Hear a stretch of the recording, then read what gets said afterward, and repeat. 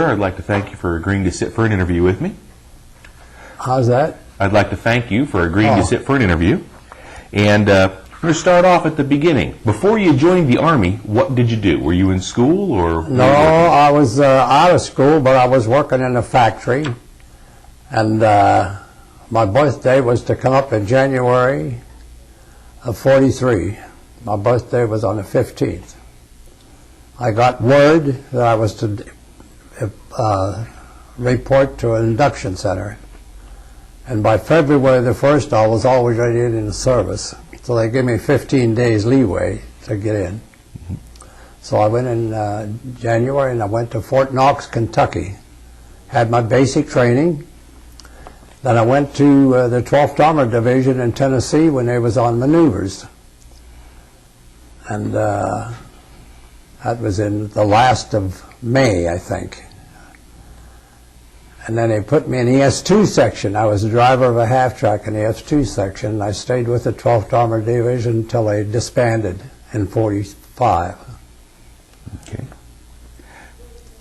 Now, can you tell me a little bit about the training and any experiences that stand out in the transition from being a civilian to being a military man? Yeah, they had two hills that sticks in my mind the most, but it was for young people. They had Agony Hill and Misery Hill in Fort Knox, and you had to run with full pack of both of them. A lot of guys dropped out, and I wonder I didn't drop out. Maybe I had more stamina than most of them had.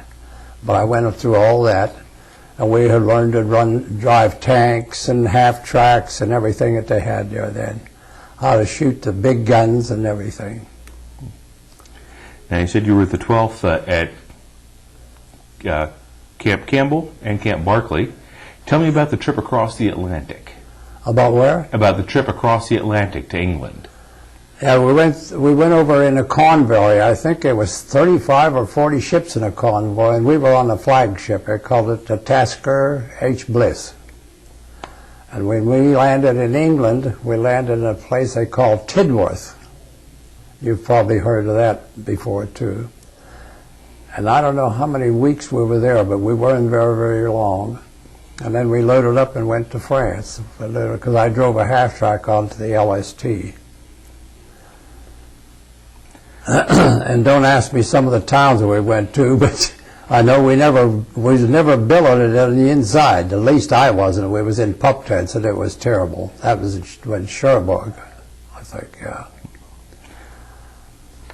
Now, once you were in France, what was your combat duty? What was your job? Then I was driving a half-track. I was in the S2 section yet. Mm-hmm. Okay. And I drove clean across France. We drove at night until we got to the Maginot Line. And I didn't like our commanding officer. We called him Little Caesar. His name was Captain Deny. And I didn't like him so much that I volunteered for the FO section, and that's where I spent the rest of the war until it was over. Okay. For people who don't know, FO stands for Forward Observer. Forward Observer, right. Okay. Now, can you tell me about your first combat experience as a Forward Observer? That was in December, the 3rd of December, when we hit the Maginot Line. I can't tell you too much up until we hit Herlesheim. And we went in, I think, to Warsheim, Germersheim, they called it, on January the 9th or 10th. And the 15th was my birthday, so that was my initiation to the first real combat, scary action that we had. And I hate to even think about a lot of this, but we went across the canal, and our tank got bogged down because the place was so bad. And right ahead of us, the 66th Infantry Battalion got chewed up by the Germans. And there wasn't supposed to be any Germans in that area except old men. But it just happened that way, I guess. But we got through that. And I don't remember a heck of a lot about actually Herlesheim. Well, I know the first part of it was bad enough for the rest of the guys got beat up too.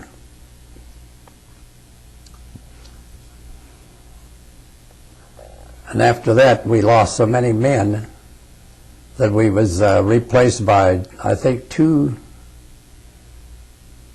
colored battalions, because we lost so many men we couldn't get white, so we got all colored. And that's right after that is when we made a push to the Rhine River. I think this is what I say, this is sort of mixes me up too. I can't remember Colmar so much. I was there, but I can't remember when it was or anything now, exactly the time. Yeah. But I remember the trip that we made through to the push to the Rhine River. Now tell me a few words about working in the Third Army under General Patton. I've heard some very strong opinions both ways. Oh, I know. A lot of guys didn't like him. I thought he was a strategist and a very good general. A lot of his own people didn't like him, so I know I heard one big story when I was over there about Patton. They was going to get rid of him, and all the other generals was saying Eisenhower was going to get rid of him. This went back to the German lines, and I think, what's his name? Some kind of stat. Rommel. Rommel said, "You don't think that they're going to get rid of Patton? He's one of the best generals they have." So it stuck that way. Okay. Now, once across the Rhine and into Germany, tell me a little bit about, were you ever involved in the liberation of the POWs or the concentration camps? After we went over the Danube River where we took an intact bridge, we went through, I forget the name of that. Now that's when she could tell me that. No, the one across the bridge where we liberated the death camps. Landsberg prison. And I can remember some of the stuff when we went through there. The prisoners was begging for guns. They wanted guns so they could shoot their guards. Nobody wanted to give it to them, but I heard that some of the guys did give them a gun, so I don't know. And through to the end of the war. When the war ended, do you remember where you were when you got the word? Yeah, we was up in Austrian Alps. And that was, I think that was the 3rd of June, if I'm not right, or 3rd of May, maybe. But we was there, and we had a bunch of guys that got killed because they was throwing in barrages of mortar barrages. And we was in a basement. I run into a lot of guys since then, and I didn't know them because my lieutenant was wounded and we was backing off of the mountain.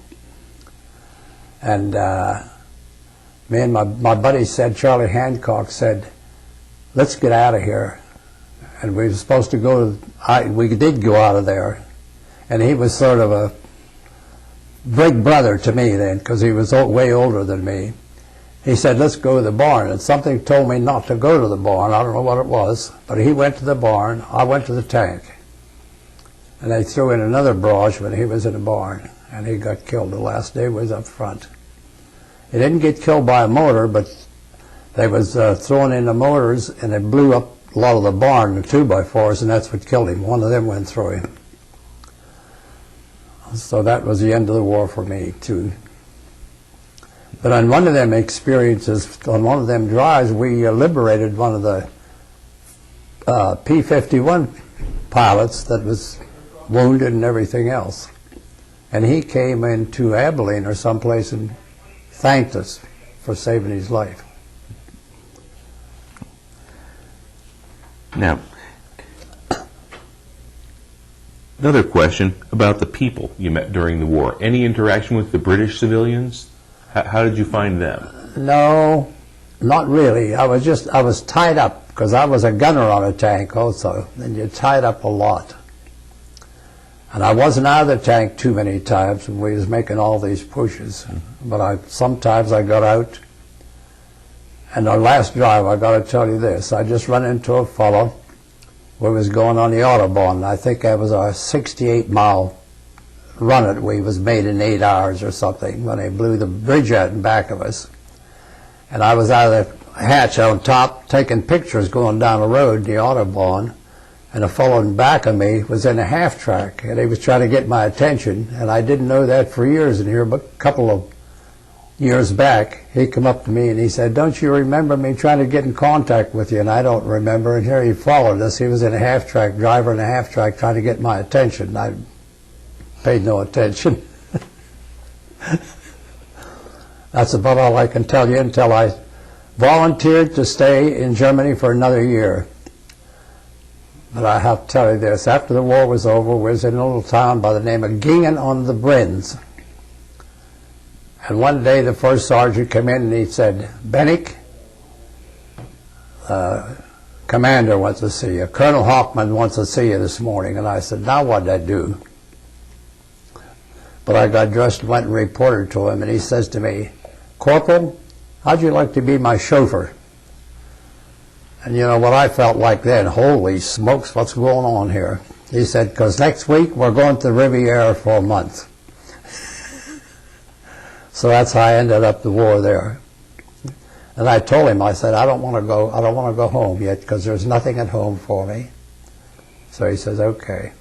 So I stayed for another year. They made me what they called an SP, and we was guarding some of the prisoners and everything else, the big ones, the big prisoners. Then in 1946, I come home in April, and I was discharged April 30th, 1946. Anything else you'd like to bring up, or anything else you'd like to put on there? After I come home, I had a lot of jobs. I met my wife through my sister, and in 1948 we got married, and we'll be married 61 years this month. And I had different jobs. I worked in a rat farm after I got through working. I worked 30 years for American Bridge, U.S. Steel, fabricating. Then after I got out of there, this fellow saw me and he said, "How'd you like to work for me?" And I didn't know what he was doing. He said, "We're raising white rats." So when I went there, I was operating on the rats through the bubble, you know, with gloves on. I was doing Caesarean operations. And after that, after 2 years, I said, "Nah, I got enough. That's enough for me." Because he kept loading on the thing just like everybody. And I said, "No, I quit. That's it." And we've been together all this time. Well, sir, I want to thank you for agreeing to sit down with me and sharing your experiences. Now I've got it on digital video, so I'll be able to put it on the website, and Great. it'll be there for historians and researchers in the future. Thank you, sir. Yeah. So I say some of the things I forget, some of the things I want to forget.